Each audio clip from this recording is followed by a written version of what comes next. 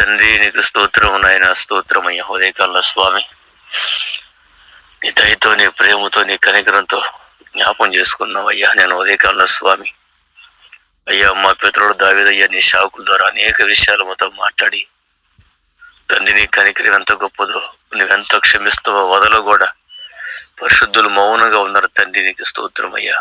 అలాంటి దీన మనసు, అలాంటి సాత్వికం, నీ మృదుత్వంతో మమ్మల్ని ఆశీర్వదించండి అయ్యా. నీ సుగుణాలతో, నీ గుణాలతో మమ్మల్ని ఆశీర్వదించండి తండ్రి నీకు స్తోత్రమయ్యా. మాలో ఉన్న సమస్త పాపాన్ని క్షమించే నీ కనికరంకై స్తోత్రం నాయన. అయ్యా, నీ మహాప్రేమ, మహాకనికరం బట్టి నీకు స్తోత్రాలు. ఈ హృదయ కాల స్వామి శాకులను జ్ఞాపం చేసుకోండి అయ్యా. ఆమోసు గ్రంథం మీరు ధ్యానిస్తాం ప్రభా, మీరు సంపూర్ణంగా ధ్యానిస్తుండగా బయలుపరచండి అయ్యా. వాళ్ళని ఏ ఆత్మతో నడిపించి ఆ గ్రంథాలు రాయించిన అదే ఆత్మతో నీ దాసుని బలపరచండి, సహాయం చేయండి. మాతో మీరు మాట్లాడండి ప్రభా. నీ తూర్పులు ఎంతో గొప్ప భయంకరమనయో ప్రభా. మీరు ఏం చేయాలో ఏం చేయకూడదు కూడా నీ వాక్కు ద్వారా మాతో మాట్లాడండి. మేము సరి చేసుకుంటూ సహాయం చేయండి. మమ్మల్ని బలపరచండి, పరిశుద్ధపరచండి, స్వస్థపరచండి, దీవించమని, వాక్కు ద్వారా ఆశీర్వదించమని యేసు ప్రభు నామమున అడుగుతున్నాం తండ్రి, ఆమేన్. ఆమేన్. ప్రార్థించిన రాబర్టయ్య గారికి వందనాలు. యేసయ్య కృప సమాధానములు మనందరికీ తోడయుండి నడిపించునుగాక. ఆమేన్. Praise the Lord. దేవునికి మహిమ కలుగునుగాక. యేసయ్య కృప సమాధానములు మనందరికీ తోడయుండి నడిపించునుగాక. ఆమేన్. Praise the Lord. ప్రియ దేవుని పిల్లరా, మనందరం కూడా పరిశుద్ధుడైన దేవుని చేత బోధించబడి నేర్చుకుంటున్నాము. ఆమోసు పుస్తకంలో మరి కొద్ది దినాలుగా ప్రభు మనతో మాట్లాడుతున్నాడు. ఈ రోజున 7వ సెక్షన్ని మనం ప్రారంభించుకుంటున్నాము. అంటే ఇది సుమారుగా 7 గంటలు ఈరోజు సబ్జెక్టుతో 7వ గంట 7వ సెక్షను మనం నేర్చుకుంటున్నాము. చూడండి నాన్న, మొదటి అధ్యాయము, ఆమోసు పుస్తకము మొదటి అధ్యాయంలో మనం 7 దేశాల యొక్క మొత్తం తీర్పులను మనం ఇక్కడ పరిశుద్ధ లేఖనాల్లో మనందరం కూడా చూస్తున్నాము. దేవాది దేవుడు ఇశ్రాయేలు ప్రజల్ని తీర్పు తీర్చడానికి ముందల అన్యజనులైన ఇతర దేశాలను, అంటే ఇశ్రాయేలు చుట్టూ ఉన్నటువంటి దమస్కు, గాజా, తూరు, ఎదోము, అమ్మోనీలు, మోయాబీలు, యూదా అను 7 దేశాల వాళ్ళ తీర్పులను గురించి దేవుడు ఇశ్రాయేలు ప్రజలతో మాట్లాడుతున్నాడు. ఎందుకు 7 దేశాల ప్రజల యొక్క తీర్పులను గురించి దేవుడు ఎందుకు మాట్లాడుతున్నాడు అనంటే, ఆయన తన ప్రజలను తీర్పు తీర్చటానికి ముందల ఆయన సార్వభౌమాధికారాన్ని, అంటే ప్రపంచంలో ఆయనకు సంపూర్ణమైన అధికారం ఉందని, అన్య దేశాల వాళ్ళని, ఇతర దేశాల వాళ్ళని, ఆ దేశం యొక్క రాజులను, ప్రజలను అందరినీ కూడా దేవుడు తీర్పు తీర్చబోతున్నాడు అనేటువంటి సత్యాన్ని మనం చూడొచ్చు. ఇక్కడ మనందరం కూడా గమనించవలసింది ఏంటంటే, దేవుడు తీర్పు తీర్చటానికి ముందల ఆయన 4 కార్యాలు చేస్తాడు. ఏం కార్యాలు చేస్తాడు? ఆయన తన వాక్కును పంపి మనతో మాట్లాడతాడు. అందుకనే చూడండి, ఏ దేశం గురించి తీర్పు గురించి మాట్లాడే ముందల ఆయన యెహోవా సెలవిచ్చినది ఏమనగా అని మాట్లాడుతూ ఉండడాన్ని మనం చూస్తున్నాం. అలాగే ఏ దేశమైతే దేవునికి విరోధంగా మరి ఏ దోషాలైతే పాపమైతే చేస్తుందో ఆ పాపమును గురించి దేవుడు మాట్లాడుతూ ఉంటాడు. మూడవది, ఆ దేశము మరి ప్రత్యేకమైన పాపం, ఏ పాపం చేస్తే దేవుని యొక్క తీర్పులు వచ్చాయో ఆ ప్రత్యేకమైనటువంటి వాళ్ళల్లో ఉన్నటువంటి పాపాన్ని దేవుడు ఎత్తిపట్టి మాట్లాడుతున్నాడు. అంతేకాకుండా దేవుడు వాళ్ళ యొక్క 3-4 దోషములను ఆయన జ్ఞాపకం చేసుకుంటున్నాడు. అంతేకాకుండా ఆయన యొక్క తీర్పులు అగ్ని వలె వాళ్ళ మీదకి రావడాన్ని చూస్తున్నాం. అంటే ఇప్పుడు 4 అంశాలు జరుగుతున్నాయి. ఒకటి, యెహోవా సెలవిస్తూ ఉంటాడు. రెండవది వాళ్ళు చేసిన 3-4 దోషాలను బట్టి అని చెప్తున్నాడు. గత కాలంలో 3-4 దోషాలంటే అర్థమేంటో కూడా మనం ఆల్రెడీ తెలుసుకున్నాము. కాబట్టి అలాగే ఆ దేశం యొక్క ప్రజలు కానివ్వండి, వాళ్ళు చేసిన మరి భయంకరమైన పాపం ఏదైతే ఉందో, లేకపోతే ప్రత్యేకమైన పాపం ఏదైతే ఉందో దాని మీద తీర్పు తీరుస్తూ ఉంటాడు. ఇలాగా 4 కార్యాలని మనం చూడొచ్చు. ఇక్కడ ఆమోసు పుస్తకం మొట్టమొదటి నుంచి 8 దేశాల యొక్క తీర్పులను గురించి దేవుడు మాట్లాడుతున్నాడు. అందులో ఇశ్రాయేలు దేశం ఒకటి. ఇశ్రాయేలు దేశానికి ముందల అన్యజనుల యొక్క దేశాలను 6 దేశాలను దేవుడు తీర్పు తీర్చడాన్ని మనం చూస్తున్నాం. అందులో దమస్కు గురించి ఆల్రెడీ మనం చదువుకున్నాం, గాజా గురించి చదువుకున్నాం, తూరును గురించి కూడా చదువుకున్నాం. ఈరోజు 1వ అధ్యాయం 11వ వచనం నుండి 2వ అధ్యాయం 5వ వచనం వరకు మనందరం కూడా దేవుని యొక్క వాక్యాన్ని ధ్యానం చేసుకుంటున్నాం. ఇక్కడ మనం గమనించవలసింది ఏంటంటే, 1 యెహోవా వాక్యం ప్రత్యక్షమవుతుంది. 2-3 సార్లు వాళ్ళు చేసిన దోషాన్ని చూపిస్తూ ఉంటాడు. వాళ్ళు చేసిన ప్రత్యేకమైన పాపాన్ని చూపిస్తూ ఉంటాడు. దేవుని యొక్క తీర్పును చూపిస్తూ ఉంటాడు. అంటే 4 కార్యాలు జరుగుతూ ఉంటాయి. ప్రతి దేశం గురించి మనం చదువుకునేటప్పుడు 4 కార్యాలు జరుగుతాయి. అంతేకాకుండా వాళ్ళు ఎందుకు ఇంత ఘోరమైన పాపాలు చేస్తున్నారు అని అంటే, మొట్టమొదట వాళ్ళు వాళ్ళ దేశం విస్తరించాలి. రెండవది వాళ్ళ పేరు ధనధాన్యాలు విస్తరించాలి. అంతేకాకుండా వాళ్ళకి ల్యాండ్లు కూడా విస్తరించాలి. వాళ్ళ పేరు గొప్పలు విస్తరించాలి, వాళ్ళకి ల్యాండ్ విస్తరించాలి, వాళ్ళకి ఫైనాన్షియల్గా బాగా ధనవంతులు కావాలి. ఈ 3 అంశాలు ప్రతి దేశం కూడా కలిగి జీవిస్తున్నాయి. వీళ్ళందరినీ కూడా దేవుడు ఎవరెవరు ఏ కార్యాలు చేస్తున్నారో ఖచ్చితంగా దేవుడు తీర్పు తీరుస్తున్నాడు.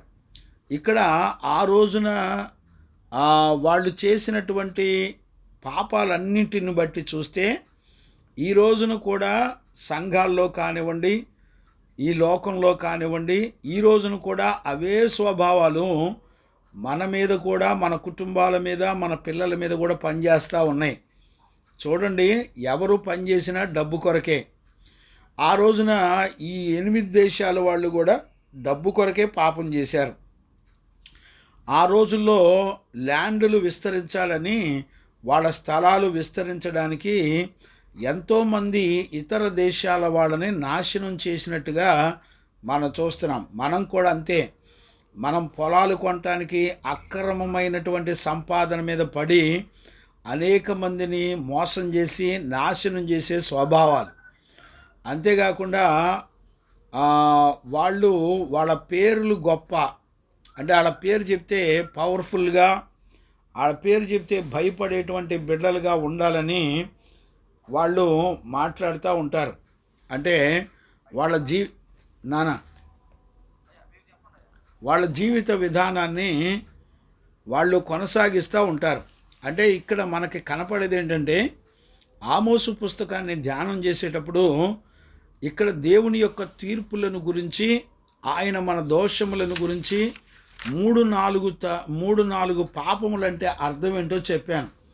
3-4 పాపాలంటే అర్థం ఏంటి అంటే, దీర్ఘశాంతము కలిగిన దేవుడు, దయా కృప కనికరములు కలిగిన దేవుడు, ఆయనకే కోపం వచ్చి తీర్పు తీర్చే అంత పాపం చేశారు అని అర్థం. 3-4 దోషములను అనే మాటనే మనం చదువుతున్నాం. 3-4 దోషములంటే దేవుని దయాదాక్షిణ్యాన్ని దాటి, ఆయన దీర్ఘశాంతాన్ని దాటి, ఆయన కృపను దాటి, వీళ్ళ యొక్క పాపం విస్తరించి దేవుడు తీర్పు తీర్చే అన్ని పాపాలు చేశారని అర్థం. 3-4 అంటే సింపుల్గా కాదు, అంటే ఆయన తీర్పు తీర్చేంత పాపం చేశారు అని అర్థం. కాబట్టి ఆయన తీర్పులు, ఆయన నిజంగా ఎంత ప్రేమ కలిగిన వాడంటే, ఏ దేశాన్నైనా తీర్పు తీర్చేటప్పుడు, ఏ ప్రజలనైనా తీర్పు తీర్చేటప్పుడు ముందుగానే వాళ్ళ యొక్క స్థితిగతులను దేవుడు మాట్లాడి వాళ్ళని హెచ్చరించి ప్రవక్తలను దైవజనులను పంపి ఆయన మాట్లాడేటువంటి దేవుడు. చూడండి, ప్రవక్తను దేవుడు పంపించాడు ఇశ్రాయేలు ప్రజల దగ్గరికి. ఆ దేశాల వాళ్ళందరి దగ్గరికి కూడా ప్రవక్తను పంపించాడు, ఆమోసు ప్రవక్తని. ఆల్రెడీ ఆమోసు ప్రవక్త ఎలాంటి వాడు, ఎక్కడి నుంచి వచ్చాడు, ఎందుకు రాస్తున్నాడు అనే విషయాలన్నీ కూడా మనం గత కాలంలో ధ్యానం చేసుకున్నాం. ఆమోసు ప్రవక్త యొక్క మాట విని ఇటు ఇశ్రాయేలు ప్రజలు కానీ అన్య దేశాల యొక్క ప్రజలు కానీ ఎవ్వరూ కూడా బ్రతుకులు మార్చుకోలే. ఒకలాగా చెప్పాలంటే నినివే గినక ప్రజలు పశ్చాత్తాపడినట్టు వాళ్ళు నినివే ప్రజలు పశ్చాత్తాపడి బూడిద పూసుకొని మరి పాపాలు ఒప్పుకొని దేవుని పాదాలు పట్టుకొని బ్రతికారు, కనికరించమని ఏడ్చారు. రాజు దగ్గర నుంచి ప్రజలు అధికారులందరూ కూడా పశ్చాత్తాపడ్డాన్ని మనం చూస్తున్నాం. అలా గనుక ఆమోసు ప్రవక్త ప్రవచించి వారి యొక్క దోషాలు గనుక చెప్పినట్లయితే నిజంగా ఇశ్రాయేలు ప్రజలు కానివ్వండి, ఇతర అన్య దేశాల ప్రజలు కానివ్వండి, వాళ్ళు ప్రవక్త యొక్క మాట విని ఆ గద్దింపులు విని సరి చేసుకుంటే ఎంతో ధన్యులయ్యేవాళ్ళు. కానీ ఇక్కడ ఏ దేశం ఎలాంటి తిరుగుబాటు చేశారో, వాళ్ళ పాపం దేవుని యొద్దకు చేరిందో వాటన్నిటి విషయాలు దేవుడు మాట్లాడి వాళ్ళ మీద తీర్పు తీర్చడాన్ని మనందరం కూడా చూస్తూ వస్తున్నాం. ఆల్రెడీ 3 దేశాల యొక్క తీర్పులను గురించి గత సెక్షన్లో మనం చదువుకున్నాం. దమస్కు గురించి, గాజా గురించి, తూరు గురించి కూడా మనం చదువుకున్నాం. ఈరోజు మరి ఏదేము గురించి, అమ్మోనీయుల గురించి, మోయాబీల గురించి సమయం ఉంటే యోధా వాళ్ళ గురించి కూడా మనం నేర్చుకుందాం. అంటే ఈరోజు 3 దేశాల వాళ్ళ ప్రజలేమో మరి చాలా వరకు రిలేషన్ కలిగిన ప్రజలు. ఎదోము అనేవాళ్ళు, ఎదేము లేకపోతే అమ్మోనీలు, మోయాబీలు అనేవాళ్ళు ఈ 3 దేశాల వాళ్ళు మరి ఇశ్రాయేలు ప్రజలకు దగ్గర సంబంధాలు కలిగినటువంటి వాళ్ళు. గమనించారా నాన్న? అమ్మోనీలు, మోయాబీలు వీళ్ళిద్దరూ కూడా లోతు కుటుంబం నుంచి వచ్చినటువంటి వాళ్ళు. గమనించారా? ఇప్పుడు ఎదేము మరి యాకోబు వీళ్ళిద్దరూ సొంత అన్నదమ్ములు. ఎదేము అనగా ఏశావు సంతానము అని అర్థం. గమనించారా? ఏశావుని ఎదేము అని కూడా అంటారు. కాబట్టి యాకోబు యొక్క సంతానము ఎదేము అంటే సొంత అన్నదమ్ములు. వీళ్ళు సొంత అన్నదమ్ములు పిల్లలే. ఎదేము దేవునికి విరోధంగా ఆయన ప్రజల మీద లేకపోతే సొంత యాకోబు సంతానం మీద ఎదేము తిరుగుబాటు చేయడాన్ని మనం చూస్తున్నాం లేఖనాల్లో. కాబట్టి ఈరోజు మనం నేర్చుకునేటువంటి విషయాలు ఎదేము గురించి, అమ్మోనీల గురించి, మోయాబీల గురించి. అమ్మోనీలు, మోయాబీలు లోతు సంతానం. అంటే లోతు సంతానం అంటే అబ్రహాము. అంటే వీళ్ళు కూడా దగ్గర బంధువులే. అంటే ఎటు చూసినా కొంతమంది 3 దేశాల వాళ్ళేమో అన్య దేశాలు, 3 దేశాల వాళ్ళేమో దగ్గరగా ఇశ్రాయేలు ప్రజలకి చాలా నియరెస్ట్ బంధువులు, సహోదరులు కూడా ఉన్నారు.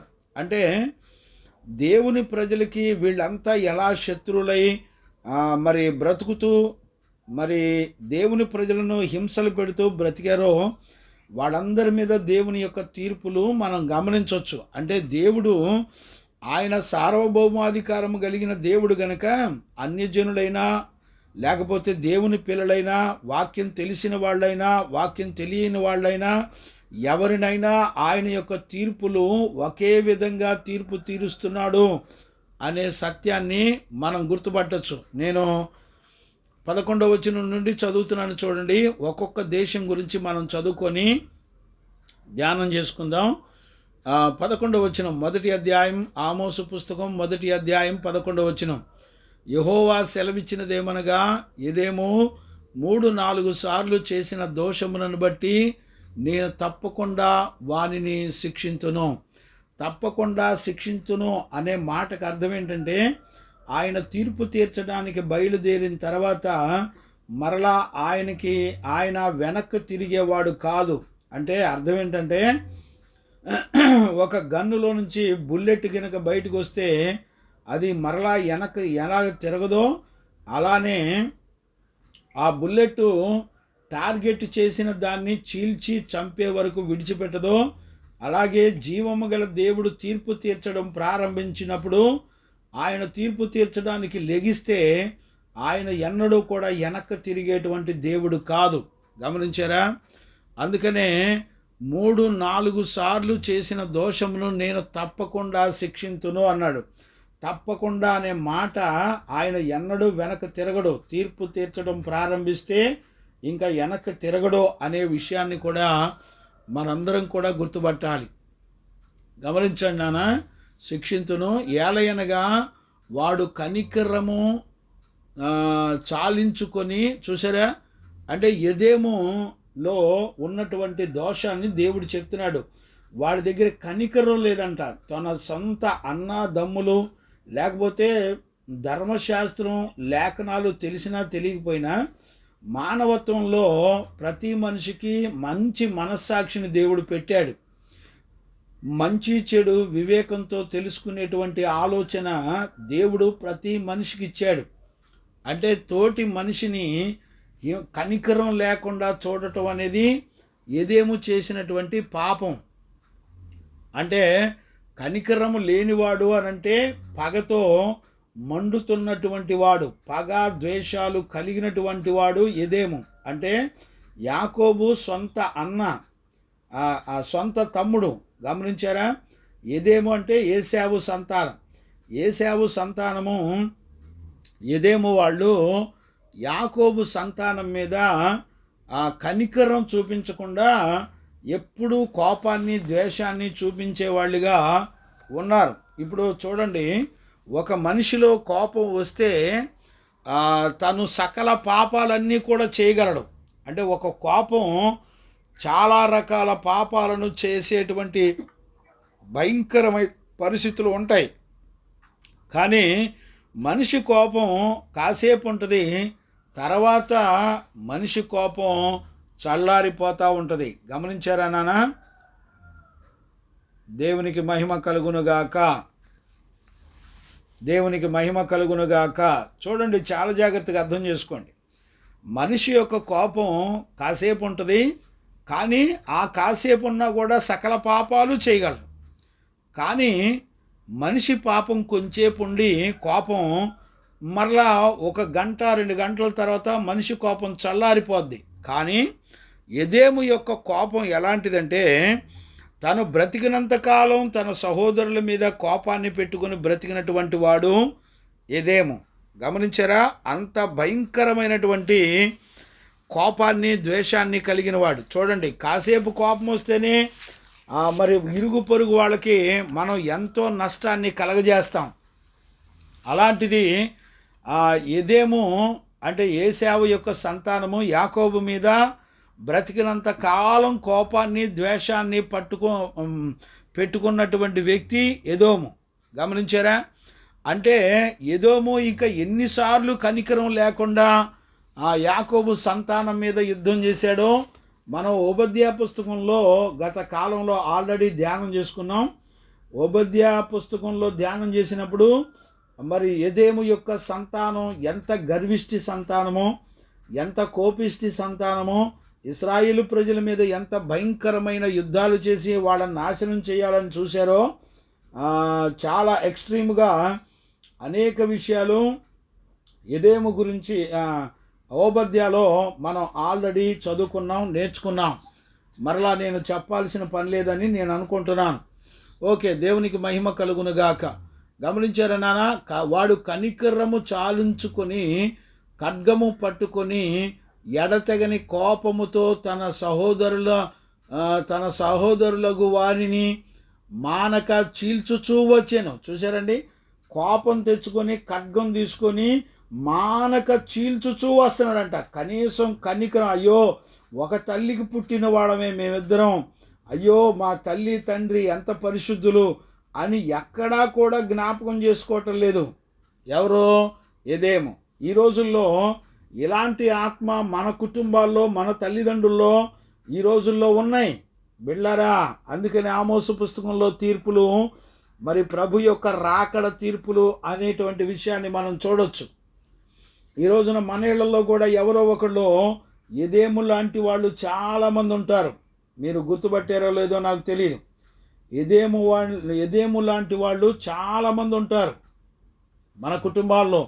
కోపగించుకునేవాళ్ళు, పగబెట్టుకునేవాళ్ళు, సొంత అన్నదమ్ముల మీద పగలు పెట్టుకునేవాళ్ళు, గొడవలు ఆడుకునేవాళ్ళు, తల్లి కొడుకులు, కూతురు కొడుకు, తల్లిదండ్రులు, ఇదిగో ఒకళ్ళొకళ్ళు కోడలు, అత్తామామలు. గమనించారా? ఒకరినొకరు విపరీతమైన కోపం పెట్టుకొని సొంత కుటుంబంలో నుంచే చీల్చివేసేటువంటి పరిస్థితులు ఎన్నో ఉన్నాయనే సంగతి మనందరం కూడా గుర్తుపట్టాలి. ఆ రోజున ఎదేములో ఉన్న ఆత్మే ఈ రోజున కుటుంబాల్లో, సంఘాల్లో ఉన్నట్లుగా మనందరం కూడా చూస్తున్నాం. కాబట్టి ఎదేము ఎంత భయంకరమైనటువంటి పరిస్థితిలో ఉన్నాడో చూడండి. ఇక్కడ తన సహోదరులకు వారిని మానక చీల్చుచు వచ్చెను అనే మాటని మనం చూస్తున్నాం. గమనించారా నాన్న? మానక చీల్చుచు వస్తున్నాడట. అంటే ఏ రోజు కనపడినా కూడా చూడండి, వాస్తవానికి ఇశ్రాయేలు ప్రజలు వాస్తవానికి వాళ్ళు ఐగుప్తులో 430 సంవత్సరాలు ఐగుప్తులో బానిసలుగా ఉండి మరి విడిపించబడి వచ్చారు. నిజంగా వాళ్ళ ఎదేమో మరి యాకోబు సంతానం మీద చాలా జాలిపడాలి. అయ్యో, మరి ఐగుప్తు దేశంలో 430 సంవత్సరాలు వాళ్ళు బానిసలుగా ఉండి శ్రమలు అనుభవించి మరి ఐగుప్తు చేత పీడించబడిన వాళ్ళై నడిపించబడి వస్తున్నారే. నా తమ్ముడు సంతానం నేను ఎలాగైనా కాపాడుకోవాలి, నేను వాళ్ళకు తోడుగా ఉండాలి అనే ఆలోచన లేకపోగా పగ పెట్టుకొని కత్తి తీసుకొని తిరుగుతున్నాడట. చూడండి, కనీసం దయా, జాలి, కనికరం కూడా లేదు. ఈ రోజుల్లో మన ఇంట్లో వాళ్ళు కూడా అలానే ఉండేవాళ్ళు చాలామంది ఉంటారు. సొంత అన్నదమ్ములే, సొంత తల్లిదండ్రులే, సొంత భర్తలే. గమనించారా? ఇలాగా ఆ రోజున ఎదేమును నడిపించిన చీకటి ఈ రోజున మన కుటుంబాల్లో కూడా నడిపించబడ్డాన్ని మనందరం కూడా చూడొచ్చు. చూసారా? చీల్చివేస్తున్నాడంట. చూడండి, చీల్చివేయటం అనేది ఎంత ప్రమాదకరమో మీరు ఆలోచించండి. చీల్చివేయటం అనే పదాన్ని మనం దేనికి వాడచ్చు? చాలా రకాల పరిస్థితులకు వాడచ్చు. అంటే ఎదేము యాకోబు యొక్క సంతానాన్ని ఎంత హీనంగా చూస్తున్నాడు చూడండి. చేతిలో ఒక పండును చీల్చినట్టుగా. గమనించారా? ఒక ఫ్రూట్స్ని చీల్చివేసినట్టుగా అంత తేలికగా. చూసారా? అంటే మనిషిని ఎంత తేలికగా తీసుకొని నాశనం చేయడానికి ఇష్టపడుతున్నారో చూడండి. ఈ రోజున మన కుటుంబాల్లో, సంఘాల్లో పరిస్థితులు కూడా అవే. కాబట్టి మనము ఎదేము చేసిన దోషం ఏంటంటే అతడు కనికరం చూపించకుండా ఖడ్గము పట్టుకొని. చూడండి, ఇశ్రాయేలు ప్రజలు అరణ్యంలో ప్రయాణం చేస్తూ కానాను దేశానికి బయలుదేరి వెళ్ళేటప్పుడు మరి ఎదేము ప్రాంతం మీదుగా వెళ్ళవలసి వచ్చినప్పుడు ఎదేముని ఆ సొంత అన్నని అడిగారు యాకోబు సంతానం, అన్న మేము మీ ఊరు నుంచి ప్రయాణం చేస్తాము అంటే ఆ ఊరికి రాజమార్గం ఒకటి ఉంది. అక్కడ పన్నులు, ట్యాక్సులు కట్టించుకుంటారు. చాలా దేశాలకి ఎదేము యొక్క మార్గం రాజమార్గం అని ఒక మార్గం ఉంది. ఆ మార్గం గుండా వెళితే చాలా దేశాలకు దారులు ఉంటాయి. కాబట్టి ఆ మార్గంలోనే ఎదేము వాళ్ళు మరి వాళ్ళు నివాసం ఉండేవాళ్ళు. అందుకనే ఎదేము మీదుగా కానాను దేశానికి ఇశ్రాయేలు ప్రజలు బయలుదేరి వెళ్ళేటప్పుడు ఎదేము వాళ్ళని బతిమలాడారు. అన్నా, మేము మీ సహోదరులం కదా, మీ ఊరు మీద నుంచి వెళ్తాము, మీ వస్తువులలో, మీ పంట పొలాల్లో ఏది మేము ముట్టుకోము, మేము మీ జోలికి మేము రాము, మీ గ్రామం మీద నుంచి నడుచుకుంటూ వెళ్ళి అవతలకి వెళ్ళిపోతాము అని బతిమలాడారు. కానీ ఎదేమో ఒప్పుకొనకుండా ఏం చేశాడో తెలిసిన, ఖడ్గం పట్టుకొని కత్తులు పట్టుకొని ఆ ఎదేము గ్రామం పొలిమేరల్లో నిలబడి యాకోబు యొక్క సంతానాన్ని బెదిరించి పంపించేశాడు. గమనించారా? అంటే ఎంత కోపం ఉందో చూసుకోండి. అందుకనే మత్తయి సువార్తలో 5వ అధ్యాయం 22వ వచనంలో మనం గనక చూస్తే ఆ మాట చదువుతాను చూడండి. మత్తయి సువార్త 5వ అధ్యాయం 22 ఎక్కడ ఉండాలి. నరహత్య చేయవద్దు, నరహత్య చేయవాడు విమర్శకు లోనగునని పూర్వీకులతో చెప్పబడిన మాట మీరు విన్నారు కదా.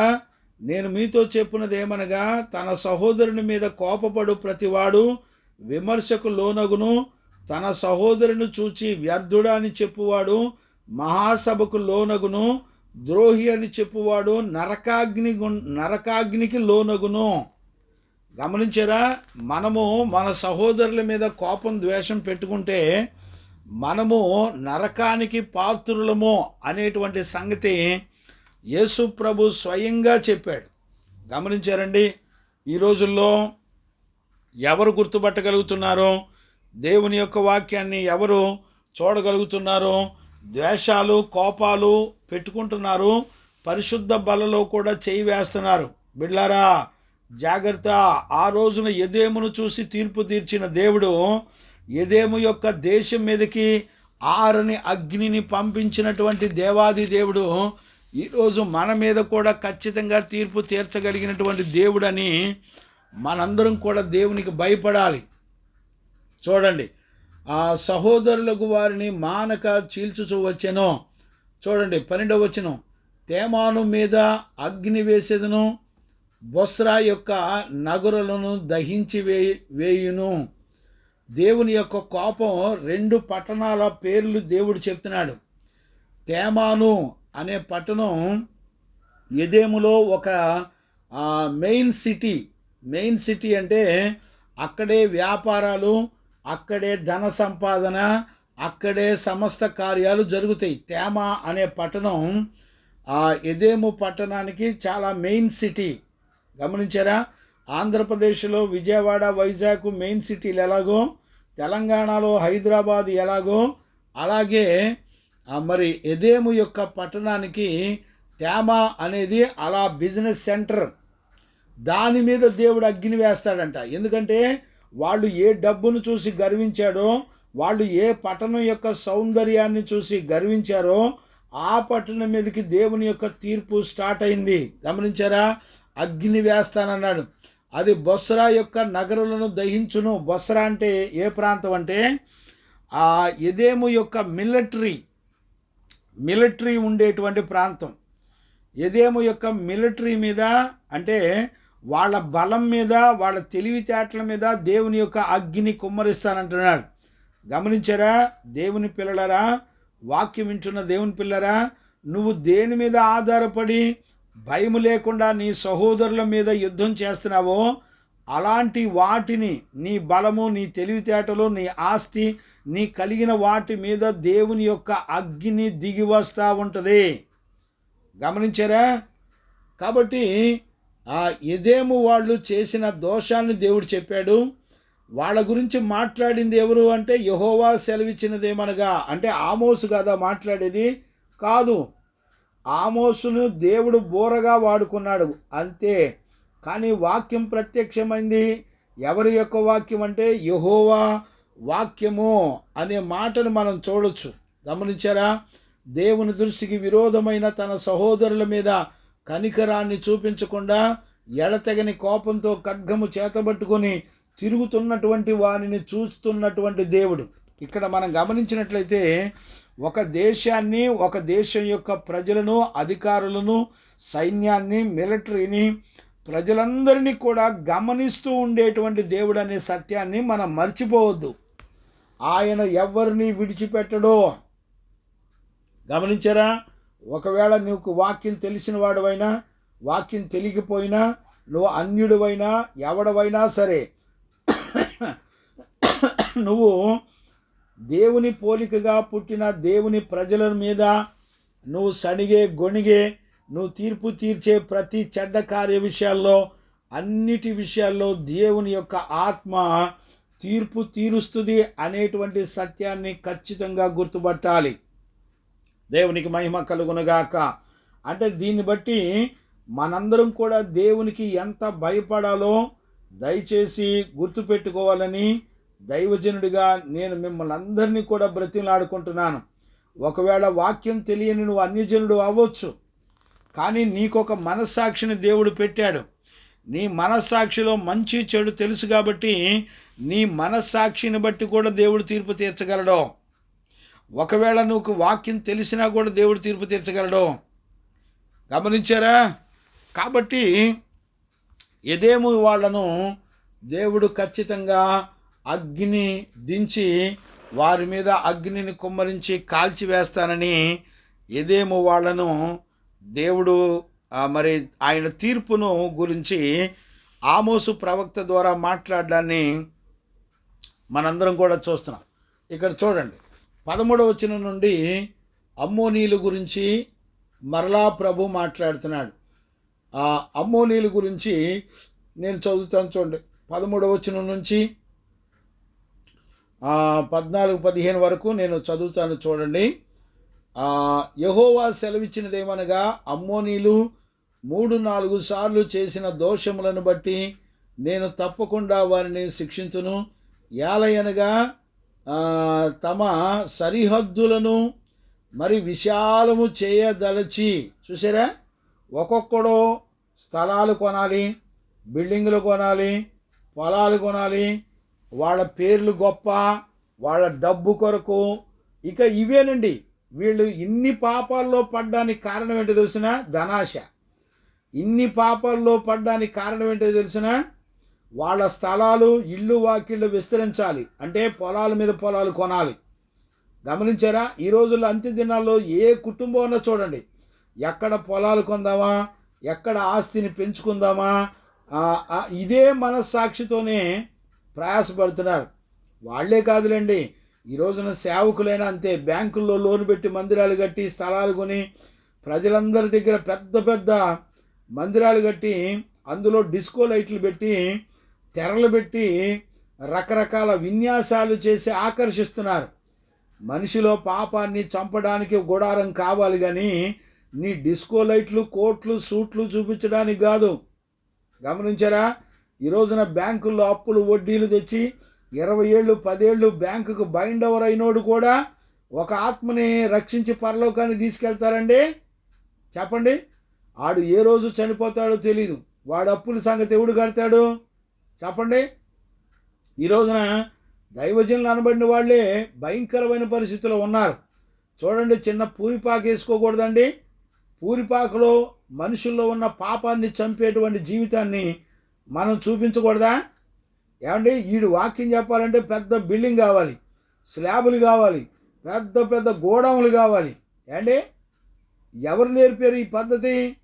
ఇవన్నీ కూడా వెలుగుదూత యొక్క దుర్బోధకులకు సంబంధించినటువంటి విషయాలు. అవి ఇప్పుడు సమయం కాదు కాబట్టి నేను ఆ విషయాలు ఏం చెప్పట్లేదు. గమనించారా?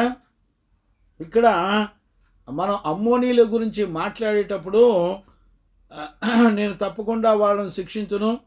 యాలయనగా వారి సరిహద్దులను మరి విశాలము చేయదలిచి గిలాదులోని గర్భిణీ స్త్రీలను కడుపులను చీల్చిరి. ఏమండి, నేను అడుగుతున్నాను, ఆ గర్భిణీ స్త్రీల జోలికి ఎవడన్నా వెళ్తాడండి ప్రపంచంలో? ఎంత క్రూరమైన వాళ్ళు చూడండి అమ్మోనీలు. లోతుకు పుట్టినటువంటి సంతానం ఎంత భయంకరమైన సంతానమో చూసారా? సరిహద్దులు విశాలపరచుకోవడానికి ఇతర రాష్ట్రాల్లో, ఇతర దేశాల్లో ఉన్న ప్రజలను, అంటే గిలాదులో ఉన్నటువంటి, అంటే ఇశ్రాయేలు ప్రజలు గిలాదులో ఉన్నారు. గిలాదులో 3 గోత్రాలు ఉన్నాయి. ఆల్రెడీ లాస్ట్ సెక్షన్లో నేను చెప్పాను. గిలాదులో 3 గోత్రాలు ఉన్నాయి. ఆ 3 గోత్రాల వాళ్ళని వాళ్ళు ఏం చేశారో తెలిసిన? ఆ స్త్రీలను, గర్భిణీ స్త్రీలను వాళ్ళు కడుపులు చీల్చేశారంటండి. అంటే తల్లులను ఎంత చిత్రవద చేసి చంపారో చూడండి. గర్భంలో ఉన్నటువంటి బేబీని కూడా కోసి చంపేశారండి. కడుపును చీల్చి కడుపులో ఉన్నటువంటి బిడ్డను బయటికి తీసి చీల్చి కోసి చంపేశారు. ఎందుకురా ఈ పాపం చేస్తున్నారంటే వాళ్ళ ప్లేసులు విస్తరించాలి, వాళ్ళ స్థలాలు విస్తరించాలి, వాళ్ళ సరిహద్దులు విస్తరించాలి, వాళ్ళ దేశం పెరగాలి. అది వాళ్ళకున్నటువంటి స్వభావాలు. బిడ్డలరా, ఈ రోజున ఖచ్చితంగా మనందరం కూడా గుర్తుపట్టగలగాలి. గమనిస్తున్నారా నాన్న? ఇప్పుడు నేను అడుగుతున్నాను, స్త్రీలు ఎక్కడా కూడా యుద్ధాల్లో ఉండరు. స్త్రీలు బిడ్డల్ని కని సంతానాలను అభివృద్ధి చేస్తూ వాళ్ళు ఇంటికి దీపాల వలె ఉంటారు. అలాంటి వారిని మీదబడి చీల్చివేసి కడుపులో ఉన్న పిండాలని కూడా కోసి చంపేస్తున్నారు.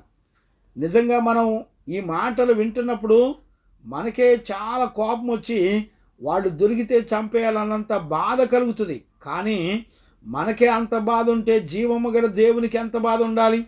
దేవుని పోలికగా పుట్టినటువంటి దేవుని ప్రజలను, మరి గర్భములో ఉన్నటువంటి బిడ్డలను కూడా చీల్చి కోసి చంపేస్తుంటే ఆయన చూస్తూ ఊరుకోడండి. ఖచ్చితంగా వాళ్ళ మీద దేవుని యొక్క ప్రతీకారం, దేవుని యొక్క తీర్పు వచ్చి పడుతుంది అనేటువంటి సత్యాన్ని మనం చూడొచ్చు. ఈ రోజుల్లో కూడా ఆ రోజుల్లో జరిగినట్టుగా ఈ రోజుల్లో కూడా జరుగుతున్నాయి. చూడండి, ఆడపిల్లల మీద యాసిడ్లు పోస్తున్నారు, ఆడపిల్లల మీద అఘాయిత్యాలు చేస్తున్నారు, ముక్కలుగా కోసి చంపుతున్నారు. మొన్న మధ్య పేపర్లో ఒక బీటెక్ చదివినటువంటి వ్యక్తి చక్కటి సాఫ్ట్వేర్ ఇంజనీరింగ్లో ఎక్కడో జాబ్ చేస్తున్నాడు. ఆ సిస్టర్ గారు కూడా సాఫ్ట్వేర్లోనే జాబ్ చేస్తుంది. వాళ్ళిద్దరూ ఒకరినొకరు చూసుకొని లవ్ చేసుకున్నారు. మరి రహస్యంగా పెళ్లి చేసుకొని 3 నెలలు కాపురం ఉన్నారు. విషయం ఏంటి చెప్పనా? 3వ నెల కల్లా ఆ సిస్టర్ గారిని ముక్కలుగా నరికి ఫ్రిడ్జ్లో పెట్టి కొన్ని రోజులు ఒక ముక్క ఒక ఊరిలో అలా ఇసిరి పారేసాడండి. ఆ పిల్ల బాడీని దగ్గర 13 ముక్కలుగా నరికాడంట. చూశారండి ఎంత దారుణమో? అలానే ఎంత క్రూరమైనటువంటి ప్రజలు దేశంలో పెరుగుతున్నారు. ఈ విద్యలు, చదువులు, ఉద్యోగాలని చెప్పి మరి వాళ్ళ బ్రతుకుల్లో దేవుని భయం లేకుండా విచ్చలవిడిగా పెరిగి వాళ్ళు దేవుని వాక్యానికి విధేయత చూపించకుండా మరి వాళ్ళకు నచ్చిన జీవితం చేస్తూ దేవుని యొక్క ఉగ్రత పాలై శాపాల పాలై నడిపించబడ్డాన్ని మనందరం కనులారా చూస్తున్నాం. ఎవరిదాకో అక్కర్లా, మన ఇళ్లలో, మన కుటుంబాల్లో, మన సొంత కుటుంబాల్లోనే ఇలాంటి పిల్లలు చాలామంది ఉన్నారు. గమనించారండి? ఈ రోజుల్లో అలా లోక జ్ఞానాన్ని సంపాదించుకొని నాశనం అయిపోయినా చూస్తూ ఉండే తల్లిదండ్రులు చాలామంది ఉన్నారు. కానీ ఏ తల్లిదండ్రులు కూడా తమ బిడ్డల్ని పరిశుద్ధతకు అప్పగించిన వాళ్ళు లేరు. దేవుని పరిశుద్ధులకు అప్పగించయ్యా, నా పిల్లలు నీతిమంతులు కావాలి అని బిడ్డలను దైవజనులకు అప్పగించే వాళ్ళు ఎవరు లేరు. బిడ్డలరా, ఎలాంటి దినాలు ఉన్నాయో చూడండి. నాశనం చేసేటువంటి మనుషులను నమ్మేటువంటి ప్రజలు ఉన్నారు, కానీ ఆత్మను నరకానికి వెళ్లకుండా రక్షించే పరిశుద్ధులను, దైవజనులను, దేవుణ్ణి నమ్మేటువంటి ప్రజలు లేరు. గమనించారా? అమ్మోనీలు స్త్రీల యొక్క గర్భిణీ స్త్రీలను కడుపును చీల్చి చంపేశారంట. ఇప్పుడు 14 వచనం చదువుతున్నాం చూడండి. రబ్బా యొక్క ప్రాకారం మీదను నేను అగ్ని రాజబెట్టుదును, ఆ రణకేకలను సుడిగాలి వీచినప్పుడు కలుగు ప్రళయం వలెను, అది దాని నగరుల మీదకి వచ్చి వారిని దహించి వేయును. వారి రాజులను, వారి అధిపతులనందరినీ చెరసాలలోనికి కొనిపోబడురని యెహోవా సెలవిచ్చుచున్నాడు. చూశారండి? రబ్బా అనేది అమ్మోనీల మెయిన్ పట్టణం. చూసారా? అక్కడ రాజులు, అధికారులు అందరూ అక్కడే ఉంటారు. రబ్బా యొక్క ప్రాకారం మీద అగ్ని రాజబెట్టుదును. అక్కడ ఏముంటాయి అంటే రణకేకలు ఉంటాయంట. రణకేకలంటే యుద్ధంలో పరిగెత్తుతూ కేకలేస్తూ చచ్చిపోతూ ఉంటారు చూసారా? వాటినే రణకేకలు అంటారు. ఈ రణకేకలు వేస్తూ సుడిగాలి వీచినప్పుడు కలుగు ప్రళయం వలె. చూడండి, ఒక పెద్ద సుడిగాలి యొక్క ప్రళయం. ఇప్పుడు చూడండి, బ్రిటన్ మరి అబుదాబి, దుబాయ్లో భయంకరమైన వరదలు, గాలి, తుఫాన్లు వచ్చినాయి. ఈ గాలి తుఫాన్లు ఎలాగుంటాయి అంటే అసలు మనిషిని ఇల్లు వాకిళ్ళు అన్నీ కూల్చివేస్తుంది, పెద్ద పెద్ద చెట్లు పడిపోతాయి. గమనించారా? భయంకరమైనటువంటి తీర్పు. మరి దేవుడు ఆ గాలిని రప్పించి వారి నగరాల మీదకి రప్పించి దహించి వేస్తానని దేవుడు చెప్తున్నాడు. 15వ వచనంలో వారి రాజులు వారి అధిపతులు అందరూ చెరసాలలోనికి కొనిపోబడుదురని యెహోవా సెలవిచ్చున్నాడు. అంటే యుద్ధం చేసిన తర్వాత శత్రు రాజులు గనుక పట్టుకుంటే వాళ్ళు ఏం చేస్తారు? శత్రు రాజులు గుడ్లు బీగుతారు, లేకపోతే నరికి చంపుతారు, లేకపోతే వాళ్ళని జైళ్ళలో బంధించి అన్నం పెట్టకుండా చిత్రవద చేసి చంపేస్తారు. అంటే దేవుడు ఏమని చెప్తున్నాడంటే 15వ వచనంలో వారి రాజులను అధిపతులను అందరూ చెరసాలలోనికి కొనుపోబడుదురని యెహోవా సెలవిచ్చెను. వాళ్ళందరినీ జైల్లోకి తీసుకెళ్ళి మరి అక్కడ ఎవ్వరు కూడా భోజనం సరిగా పెట్టరు. గమనించారా? వాళ్ళ కనుగుడ్లు పీకేస్తారు, వాళ్ళని చిత్రవధ చేస్తారు, కొడతారు, హింసిస్తారు, అవసరమైతే తల నరికేస్తారు. గమనించారా? ఇలాంటి శిక్షలు ఉంటాయి. బిడ్డలారా, ఈ రోజుల్లో కూడా దేవుని యొక్క ఉగ్రత అలా దిగొస్తుందట. గమనించారా? ఈ రోజున అన్నదమ్ములు లేరు, అక్క చెల్లెలు లేరు, ఎవరు లేరు, ముందు పెట్టి చంపేస్తున్నారండి. చేతబడి చేయించి చంపేస్తున్నారు ఈ రోజుల్లో. గుర్తుపడుతున్నారా? చూసారా? వాళ్ళ తమ్ముడు ఆస్తిని కూడా వీడు లాక్కోవడానికి తమ్ముడు మీద అన్నలే చేతబడులు చేయించేవాళ్ళు ఉన్నారు, అన్నలే తమ్ముడు మీద చేతబడులు చేయించేవాళ్ళు ఉన్నారు, తల్లిదండ్రులే పిల్లల మీద చేతబడులు చేయించేవాళ్ళు ఉన్నారు. గుర్తుపట్టారండి? రకరకాలుగా పగ తీర్చుకోవడానికి, వాళ్ళు కళ్ళ ముందర నాశనం అవడానికి కోరుకుంటున్నారు. నేను ఒక విషయం చెప్పనా? ఆకాశమందు చూస్తున్న దేవుడు ఏ మనిషిని వదిలిపెట్టడు అనే సత్యాన్ని ఖచ్చితంగా గుర్తుపట్టారు. ఏ మనిషిని విడిచిపెట్టకుండా వాళ్ళు చేసిన పాపాన్ని, వాళ్ళ తిరుగుబాటును, వాళ్ళు దేన్ని చూసుకొని గర్వించి మరి వాళ్ళు దేన్ని బట్టి, వాళ్ళ బలాన్ని బట్టి, వాళ్ళ తెలివితేటలను బట్టి, వాళ్ళ కలిగిన వాటి అన్నిటిని బట్టి వాళ్ళు విర్రవీగుతూ నాశనం చేస్తున్నారో అలాంటి వాటన్నిటి మీద దేవుని యొక్క అగ్నిని కుమ్మరించి దేవుడే నాశనం చేస్తానని ప్రభు యొక్క వాక్యం సెలవివ్వడాన్ని మనం చూస్తున్నాం. దేవునికి మహిమ కలుగునుగాక. నేను జనరల్గా చదువుకుంటూ చెప్పుకుంటూ వెళ్తున్నాను. ఒక్కొక్కటి వివరంలోకి వెళ్తే చాలా లోతైన విషయాలు ఇవన్నీ కూడా. ఇప్పుడు చూడండి, ఇప్పుడు ఎవరెవరి విషయం చూసాం మనం? ఎదేమో విషయం చూసాం, అమ్మోనీల విషయం చూసాం. ఇప్పుడు చూడండి 2వ అధ్యాయంలోకి వెళ్దాం. ఆమోసు పుస్తకం 2వ అధ్యాయము మొదటి 2 వచనాలు 3 వచనాలు చదువుకుందాం. యెహోవా సెలవిచ్చినదేమనగా, మోయాబు 3-4 సార్లు చేసిన దోషమును బట్టి నేను తప్పకుండా దానిని శిక్షింతును. ఏలయనగా వారు ఎదోము యొక్క రాజు ఎముకలను కాల్చి సున్నము చేసిరి. మోయాబు మీద నేను అగ్ని వేసేదను, అది కెరీతు నగరమును దహించి వేయును. గొల్లాను రణకేకలను బాకా నాదములను వినబడుచుండగా మోయాబు చచ్చును. మోయాబీయులకు న్యాయాధిపతియు ఉండకుండా వారిని నిర్మూలము చేసేదను. వారితో కూడా వారి ధనవంతు అధిపతులందరినీ నేను సంహరించేదనని యెహోవా సెలవిచ్చుచున్నాడు. గమనించారండి? ఇక్కడ మనందరం గ్రహించవలసినటువంటి విషయం ఏంటో చెప్పనా? మోయాబు వాళ్ళు ఎదోము యొక్క రాజును, అంటే అతను రాజు చచ్చిపోయాడు, అతన్ని పాతిపెట్టారు. అతని పాతిపెట్టిన ఎముకలను కొన్ని సంవత్సరాల తర్వాత బయటికి తీసి కాల్చి బూడిదిగా చేశారు. దాన్ని దేవుడు చూస్తూ ఉన్నాడు. వాస్తవానికి ఎదోము ఎవరో గమనించారా? ఎదోము ఏశావు యొక్క సంతానం. గమనించారా? ఎదోము చాలా భయంకరుడే, అతడు చాలా క్రూరుడే. కానీ అతను చనిపోతే మోయాబు వాళ్ళు ఏం చేశారు తెలుసా? అతను చనిపోయిన శవాన్ని బయటికి తీసి ఆ ఎముకలన్నీ కాల్చి బూడిదిగా చేశారంటండి. అక్కడ రాయబడింది ఏంటంటే వారు ఎదేము రాజు ఎముకలను కాల్చి సున్నము చేసిరి. ఏమంటే సున్నం చేసి మరి ఇంటికి సున్నం కొట్టుకున్నారేమో నాకు తెలీదు. అంటే వాళ్ళకి ఎంత కోపం ఉందో చూడండి. ఇప్పుడు వాస్తవానికి ఎదేము ఇశ్రాయేలులకు భయంకరమైన హాని చేశాడు. కానీ ఎదేమును దేవుడు ఎలా చూస్తున్నాడు తెలిసిన? ఇప్పుడు మనం దేవుని కనుదృష్టిలో చూడాలి పరిస్థితులను. ఇప్పుడు దేవుని కనుదృష్టిలో చూస్తే మనుషులందరూ కూడా ఆయన ప్రజలే.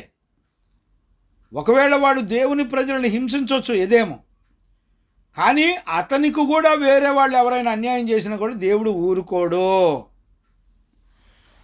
దేవుని ప్రజలకు అన్యాయం జరిగితేనే దేవుడు యుద్ధం చేయడండి. తోటి మనుషులలో ఎవరికి అన్యాయం చేసినా కూడా దేవుడు ఊరుకోడు. ఇప్పుడు ఎదేము రాజు భయంకరుడేనండి, కానీ ఎదేము రాజు శవాన్ని తీసి అతని ఎముకలు కాల్చి బూడిదిగా చేశారు. ఎందుకంత కోపం వాళ్ళకి? మీకు ఒక మాట నేను చెప్తాను. అంటే రియల్ హిస్టరీలో జరిగినటువంటి ఒక విషయాన్ని నేను చెప్తాను. జాన్ విక్లిఫ్ అనేటువంటి ఆర్సిఎం నుండి బయటకు వచ్చినటువంటి వ్యక్తి జాన్ విక్లిఫ్. అతను ఆర్సిఎం వాళ్ళు చేసేటువంటి దుర్బోధన అన్నిటిని కూడా ఖండించి ఎదిరించి ఈ ధర్మశాస్త్రం అంతా కూడా ప్రజలందరికీ అందాలని పోరాడిన వ్యక్తిలో ఆయన కూడా ఒకడు. ఈ జాన్ విక్లిఫ్ అనే ఆయన చనిపోయి 26 సంవత్సరాలు అయిన తర్వాత ఆర్సిఎం వాళ్ళు ఏం చేశారు తెలిసిన? కోపంతో కసితో ఆయన ఎముకలు తీసి కాల్చి బూడిదగా చేశారు. అంటే రేపు చనిపోయి పాతిపెట్టబడి తిరిగి రాకడలో లేపబడకుండా ఆ ఎముకలన్నిటినీ కాల్చి బూడిదగా చేసి ఆ నదిలో కలిపేశారు. ఎవరో ఆర్సిఎం వాళ్ళు. ఇది హిస్టారికల్ ఒరిజినల్ సత్యం. జాన్ విక్లిఫ్ అనేటువంటి మరి వ్యక్తిని గమనించారా? ఎందుకని అంటే వీళ్ళ ఆర్సిఎం వాళ్ళ ఆలోచనలు ఏంటి? ఆ కాల్చి బూడి చేస్తే రేపు పునరుద్ధానంలో లేపబడ్డాని అనుకుంటున్నారు. దేవుని కడబోర శబ్దం మోగినంటనే శరీరం కాలి బూడిదైపోయి ఎక్కడెక్కడుందో అవి మొత్తం వచ్చి యాడ్ అయిపోతాయి. గమనించారా? ప్రభు యొక్క రాకడలో ప్రభుని ఎదుర్కోగలుగుతారు. కాబట్టి ఈ ఉదయకాలంలో దేవుని యొక్క వాక్యాన్ని వింటున్న దేవుని పిల్లరా, ఈ విషయాల్ని మనం ఖచ్చితంగా గుర్తుపట్టాలి. దేవునికి మహిమ కలుగునుగాక. Praise the lord. ఇప్పుడు చూడండి, దేవుడు అగ్ని వేసి వాళ్ళని కాల్చివేస్తాను అనే మాటలో, సుడిగాలి వలె అనే మాటలో ఇవన్నీ కూడా ఆయన యొక్క ఉగ్రతకు గుర్తు. చూడండి, నేను యెషయా పుస్తకంలో ఒక మాట గుర్తొచ్చింది. 29లో యెషయా పుస్తకం 29వ అధ్యాయంలో ఒక మాట ఉండాలి. 29 6వ వచనాన్ని 6వ వచనం చదువుతాను చూడండి. ఉరుములతోనూ భూకంపములతోనూ మహాశబ్దములతోనూ సుడిగాలి తుఫానులతోనూ దహించు అగ్ని జ్వాలలతోనూ సైన్యములకు అధిపతియగు యెహోవా దానిని శిక్షించును. చూశారండి? ఇప్పుడు ఆయన రాకడలో కరువులు, భూకంపాలు గమనించారా? సుడిగాలులు, అగ్ని, తుఫాను, ఇవన్నీ కూడా అన్ని దేశాల్లో ఇప్పుడు చూడండి, ఏ దేశంలో చూసినా భూకంపాలే, ఏ దేశంలో చూసినా వరదలే, గాలి తుఫాన్లే. గమనించారా? ఇవన్నీ కూడా ఎవరు ఇవన్నీ చేస్తారంటే ఉరుములతోనూ భూకంపములతోనూ మహాశబ్దముతోనూ సుడిగాలి తుఫానుతోనూ దహించు అగ్నిజ్వాలలతోనూ సైన్యములకు అధిపతి యెహోవా వానిని శిక్షించును. ఇర్మియా పుస్తకంలో కూడా ఉండాలండి. ఇర్మియాలో ఒక్క నిమిషం లైన్లో ఉండండి. ఇర్మియాలో 23 ఇర్మియా పుస్తకం 23వ అధ్యాయంలో 19వ వచనం చదువుతున్నాను చూడండి. ఇదిగో యెహోవా వాక్కు మహా ఉగ్రతను పెనుగాలిని బయలు వెళ్ళుచున్నది. గమనించారండి, అది భీకరమైన పెనుగాలి, అది దుష్టుల తల మీదకి పెళ్ళున దిగును. గమనించారండి, మళ్ళీ చదువుతున్నాను చూడండి. ఇదిగో యెహోవా వాక్కు, యెహోవా యొక్క మహా ఉగ్రతను పెనుగాలి బయలు వెళ్ళుచున్నది, అది భీకరమైన పెనుగాలి, అది దుష్టుల మీదకి పెళ్ళున దిగును. గమనించారండి, ఇప్పుడు బ్రిటన్లో భయంకరమైన వరదలండి, ఎక్కడ చూసినా భయంకరమైన వరదలు. గమనించారా? వరదల్లో చిక్కుపోయిన ప్రజలందరినీ కూడా హెలికాప్టర్లో మరి కాపాడుతున్నారు, దించుతున్నారు. ఏ దేశం చూసినా వరదలతోనో లేకపోతే భూకంపాలతోనో కరువులతోనో నాశనం అవుతున్నటువంటి దినాలు. గమనించారా? అందుకని ఆర్సీఎం వాళ్ళు చూడండి, ఆ విక్లిఫ్ అనేటువంటి వ్యక్తి యొక్క ఆ జీవితాన్ని ఎంత మరి రాకడలో కూడా ఎత్తబడడానికి వీలు లేకుండా ఎముకలు కాల్చి బూడి చేసేద్దాం అనుకున్నారు. అంత కసి కోపం అండి. గమనించారా? కాబట్టి ఈ మోయాబు వాళ్ళని కనుక మనం చూస్తే ఎదేము యొక్క ఆడు చేసిన పని ఏంటంటే, ఎదేము యొక్క దేహాన్ని ఎముకలను కాల్చి సున్నముగా చేశారంట. మోయాబు మీద నేను అగ్ని వేసేదను, కేరీతు నగరును దహించి వేతును, గొల్లాను రణకేకలను బాకా నాదములు వినబడుచుండగా మోయాబు చచ్చును. మోయాబీలకు న్యాయాధిపతి ఉండకుండా వారు నిర్మూలము చేసేదను, వారితో కూడా వారి అధిపతులందరినీ నేను సంహరించేదనని యెహోవా సెలవిచ్చుచున్నాడు. గమనించారా? అంటే ఇప్పటి వరకు మనం ఏం నేర్చుకున్నామంటే 6 దేశాల వాళ్ళ యొక్క తీర్పులను గురించి నేర్చుకున్నాం. గమనించారా? 6 దేశాల తీర్పు. ఇప్పుడు మెయిన్ తీర్పు ఇంకొకళ్ళు ఎవరున్నారు తెలిసిన? యోధా 7వ దేశం, ఇశ్రాయేలు 8 దేశాలు, మొత్తం 8 దేశాల యొక్క తీర్పును 8వ శతాబ్దంలో మరి అప్పుడే దేవుడు ఆమోసును పంపించి వాళ్ళ క్రియలను, వాళ్ళు చేసిన క్రియలను దేవుడు తన వాక్కు ద్వారా పంపించి గద్దించాడు. గమనించారా? ఈ రోజుల్లో ఎవ్వరు కూడా గుర్తుపట్టేవాళ్ళు లేరు. ఇప్పుడు చూడండి, యోధా ఇక్కడికి వచ్చేవాడికి మన రంగులన్నీ బయటపడతాయండి. యోధా దగ్గరికి వచ్చేవాడికి ఇప్పుడు చూడండి, యోధా ఎవరు? ఇశ్రాయేలు ప్రజల్లోనే 2 భాగాలుగా విడిపోయారు యోధా, ఇశ్రాయేల్. ఎప్పుడు జరిగింది ఇది?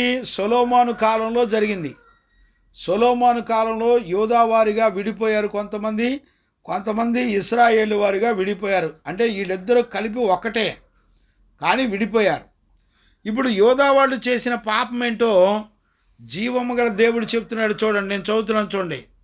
ఈ కాలాల్లో జరుగుతున్న సత్యమే ఇప్పుడు యోధాలో ఆ రోజున 8వ శతాబ్దంలో యోధాలో జరిగినటువంటి బ్రతుకులే నేడు సంఘాల్లో, మన జీవితాల్లో, కుటుంబాల్లో కూడా జరుగుతున్నాయి. నేను చదువుతాను, జాగ్రత్తగా వినండి. 4, 5 వచనాలు చదువుతున్నాను. యెహోవా సెలవిచ్చినదేమనగా, యోధా 3, 4 సార్లు చేసిన దోషములను బట్టి నేను తప్పకుండా వారిని శిక్షించును. ఏలయనగా వారు తమ పితరులను అనుసరించిన అబద్ధములను చేపట్టి మోసపోయి యెహోవా ధర్మశాస్త్రమును విసర్జించి ఆయన విధులను గైకొనకపోయిరి. యోధా మీద నేను అగ్ని వేసేదను, అది యెరూషలేము నగరుల మీద దహించి వేయును. చూసారండి? అంటే ఇప్పుడు యోధా ప్రజలంతా కూడా ఏం చేస్తున్నారో తెలుసా? యోధా ప్రజలందరూ కూడా ఏం చేస్తున్నారంటే దేవుని ధర్మశాస్త్రాన్ని వదిలిపెట్టేశారు. అంటే దేవుని యొక్క వాక్యాన్ని వదిలేశారు. అంటే దేవుని వాక్యాన్ని వదిలే ముందర వాళ్ళు దేవుణ్ణే వదిలిపెట్టేశారు. మరి వాళ్ళు ఎవరు నమ్ముకున్నారు? వాళ్ళు అబద్ధాన్ని నమ్ముకున్నారు. వాళ్ళు అంటారు, మేము అబద్ధాన్ని నమ్ముకొని బతుకుతామండి, లేకపోతే ఈ లోకంలో బ్రతుకు తెరువు ఎక్కడదే? బతకడం లేదు.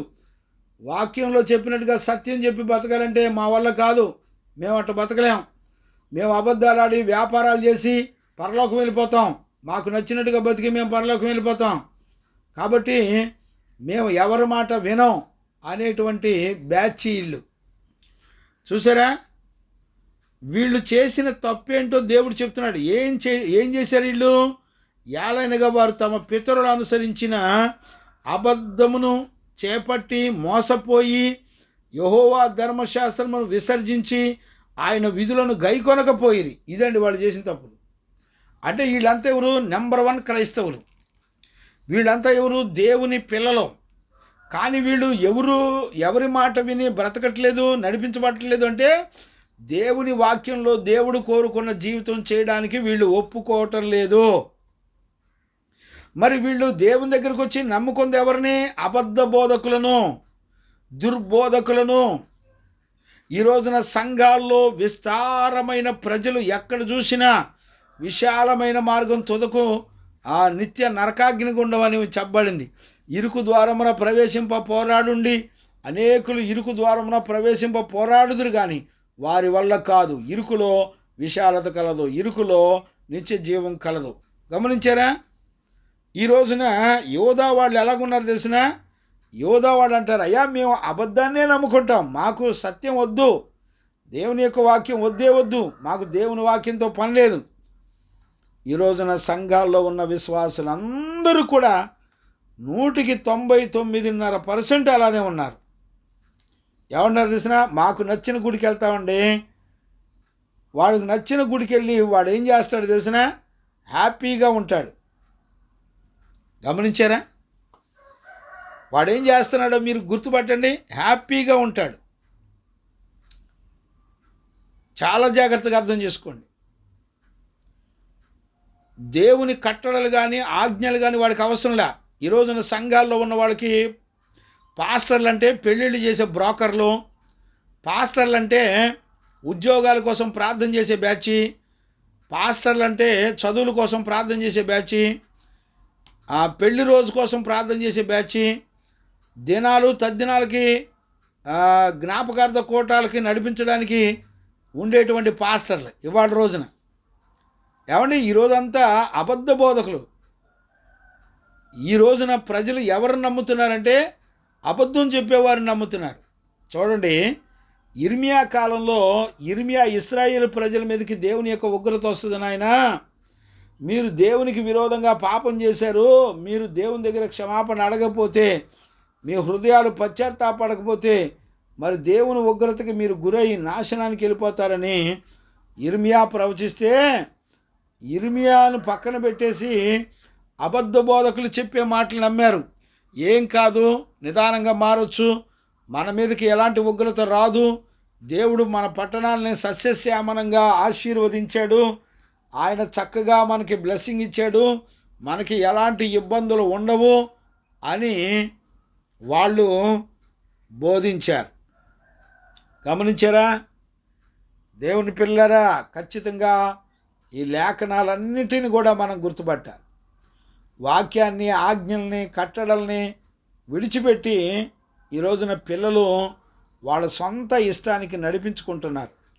బిడ్డలారా, అలాంటి వాళ్ళ మీదకి దేవుని యొక్క ఉగ్రత తీర్పు వచ్చి పడింది అనే సత్యాన్ని మనందరం కూడా గుర్తుపట్టచ్చు. దేవునికి మహిమ కలుగునుగాక. కాబట్టి వాక్యం వింటున్న దేవుని పిల్లరా, ఈరోజు మనందరం ఇప్పుడు ఎన్ని విషయాలు తెలుసుకున్నాం? 4 దేశాల యొక్క విషయాలు తెలుసుకున్నాం. ఇప్పుడు చూడండి, నేను చదువుతున్నాను, చూడండి 5వ వచనం. ధర్మశాస్త్రమును విసర్జించి ఆయన విధులను గైకొనకపోయారు. యూదా మీద నేను అగ్ని వేసేదను, అది యెరూషలేము నగరులను దహించివేను. చూడండి, అన్యజనులను దేవుడు ఎలా తీర్పు తీర్చాడో ఎగ్జాక్ట్లీ దేవుని ప్రజలను కూడా తప్పకుండా అలానే తీర్పు తీర్చాడు. మేము దేవుని పిల్లలం కదండి, మరి అన్ని జనులకు తీర్పు తీర్చినట్టుగా దేవుడు మమ్మల్ని తీర్పు తీర్చడండి. ఆయన మంచి ప్రేమ కలిగిన దేవుడు అండి, మమ్మల్ని కనికరిస్తాడండి. మేము బాగా వర్షిప్ చేస్తున్నాం, మేము బాగా పాటలు పాడుతున్నాం, మేము ప్రవచిస్తున్నాం, మేము దశమ భాగాలు ఇస్తున్నాం. అయ్యో, దేవుని కోపం మా మీద కొంచెం తక్కువే వస్తుంది, ఏమనడు, ఆయన ప్రేమ కనికరమ్మ కలిగిన దేవుడు అని చెప్పుకునే వాళ్ళు ఉన్నారు. ప్రభు అంటాడు, ఒరే నువ్వు యోధావవు, ఇశ్రాయేలు అవు, నువ్వు ఎవడవన్నావు? నువ్వు దేవుని తెలిసినోడు అవు, దేవుని తెలియకపోయినోడు అవు, నువ్వు అన్యజనుడు అవు, నీ మనస్సాక్షిని బట్టి ఎరిగిన వాడు అన్నావు, నువ్వు ఎలాంటి వాడు అన్నావు. కానీ తీర్పు మాత్రం అన్ని జనులకి ఎలా తీర్పు తీర్చానో దేవుని ప్రజలు కూడా అలానే తీర్పు పొందుతారు. వాక్యం వింటున్న దేవుని పిల్లరా, భయం ఉందండి? మీరు అనుకుంటున్నారో అన్ని జనులు కఠినంగా దేవుడు శిక్షిస్తాడు, మనల్ని ఐస్ క్రీమ్ లాగా బతిలాడి చక్కగా మరి శిక్ష తగ్గిస్తాడు అనుకుంటున్నారేమో. అలాంటి పప్పులేం ఉడకో. అన్ని జనులను దేవుడు ఎలా తీర్పు తీర్చాడో మనల్ని కూడా ఎగ్జాక్ట్లీ అంతకంటే ఎక్కువ తీర్పు తీరుస్తాడు. ఎందుకంటే అన్ని జనులు అంటే వాక్యం తెలియక వాళ్ళు బతికారు. యోధా వాళ్ళు వాక్యం తెలిసిన వాళ్ళు, దేవుని ఆజ్ఞలు తెలిసిన వాళ్ళు, కట్టడలు ఎరిగిన వాళ్ళు. దేవుని ఆజ్ఞలు కట్టడలు ఎరిగినా కూడా వాళ్ళ ప్రవర్తన మారకపోతే దేవుని ఆత్మ ఖచ్చితంగా వాళ్ళని తీర్పు తీరుస్తుంది అనేటువంటి సత్యాన్ని ఖచ్చితంగా మనందరం కూడా గుర్తుపట్టాలి. దేవునికి మహిమ కలుగునుగాక. ఆమేన్. Praise the Lord. అందుకనే ఈరోజు మనం ఇప్పుడు 4 దేశాల యొక్క తీర్పు కొరకు దేవుని వాక్కు ఎలాగూ ప్రత్యక్షమై వాళ్ళని ఏ ఏ విషయాల్లో దేవుడు తీర్పు తీర్చాడో మనందరం కూడా చూసాం. కాబట్టి ఈ ఉదయకాలంలో వాక్యం వింటున్న దేవుని పిల్లరా, మనం ఎక్కడున్నా, అన్ని జనులమైనా, మనస్సాక్షి ద్వారా బ్రతుకుతున్నా, ఎలాంటి వ్యక్తులమైనా సరే మనందరినీ దేవుడు ఖచ్చితంగా తీర్పు తీర్చే సార్వభౌమాధికారము కలిగినటువంటి దేవుడు అనే సత్యాన్ని మనందరం గుర్తుపట్టాలి. నువ్వు బతికేది దేనికి? నువ్వు చదివేది దేనికి? డబ్బులు సంపాదనకి, స్థలాలు పొలాలు కొనుక్కోవడానికి, మంచి పేర్లు సంపాదించుకోవడానికి నీ మనసులో ఉన్న ఇంటెన్షన్ ఏంటో దేవుడు చూస్తున్నాడు. అందుకని కొత్త నిబంధనలో అంత్య దినముల యందు నీవు ధనమును సమకూర్చుకొనుటకు బ్రతికితివి గనక ఇదిగో దేవుడు నీ ధనమును తీసి నిన్ను తీర్పులోకి తెచ్చును అని రాశాడు. గమనించారండి? అందుకనే మనందరం కూడా జాగ్రత్తగా ఉండాలి. దేవుని యొక్క తీర్పులకు భయపడి మనం బ్రతకాలి. కాబట్టి ఆమోసు పుస్తకంలో ఎలాంటి జీవితం చేసేవారిని, రాజులను, అధికారులను అందరినీ కూడా దేవుడు తీర్పు తీరుస్తున్నాడు అనే సత్యాన్ని మనం గుర్తుపట్టాలి. అలాంటి కృప యేసయ్య మనందరికీ అనుగ్రహించి నడిపించునుగాక. ఆమేన్. ప్రార్థన చేసుకుందాం. ప్రార్థన. మహాపరిశుద్ధుడు అయిన తండ్రి, నీకు స్తోత్రం నాయన. ఈ ఉదయకాలంలో నీ సత్యవాక్యపు వెలుగులో నుంచి నీ బిడ్డలమైన మమ్మల్ని అందరినీ దర్శించి మాతో మాట్లాడినందుకు స్తోత్రాలు నాయనా. మేము 4 దేశాల యొక్క తీర్పులను గురించి మేము చూస్తూ వచ్చాం. అందులో దేవుని ప్రజలు ఉన్నప్పటికీ కూడా వాళ్ళను కూడా అన్ని జనులను తీర్పు తీర్చినట్లుగా తీర్పు తీర్చిన దేవుడు. కాబట్టి నాయన, నీ తీర్పులకు భయపడేటువంటి బ్రతుకులు మాకు అనుగ్రహించినందుకు స్తోత్రాలు చెల్లిస్తూ దైవజనులను, సంఘాలని, మరి లైవ్లో వచ్చిన కుటుంబాలందరినీ కనుకరించండి. దేవుని తీర్పులకు భయపడేటువంటి జీవితాన్ని నీ బిడ్డలమైన మాకు అనుగ్రహించి నడిపించినందుకు కృతజ్ఞతాస్తుతులు చెల్లిస్తూ యేసయ్య నిన్ను అడిగి పొందినాం తండ్రి. ఆమేన్. ప్రార్థన ఆలకించి అడిగినవన్నీ పొందుకునే భాగ్యం ఇచ్చి విశ్వాసము ద్వారా జయ జీవితం ఇచ్చి నడిపించిన యేసయ్యకు స్తోత్రము చేయుదమో. స్తోత్రం, స్తోత్రం, స్తోత్రం, స్తోత్రం, స్తోత్రం. తండ్రి, కుమార, పరిశుద్ధాత్మ దేవునికి స్తోత్రము చేయుదమో. స్తోత్రం, స్తోత్రం, స్తోత్రం, స్తోత్రం, స్తోత్రం. ఆమేన్. మన తండ్రి అయిన దేవుని నుండి, మన ప్రభు అయిన యేసుక్రీస్తు నుండి, పరిశుద్ధాత్మని యొక్క అన్యోన్య సహవాసము, సన్నిధి, సమాధానము విశ్వసించిన బిడ్డలకును సకల పరిశుద్ధులకును యేసయ్య కృపా సమాధానములు మనందరికీ తోడయుండి నడిపించునుగాక. ఆమేన్. ఆమేన్.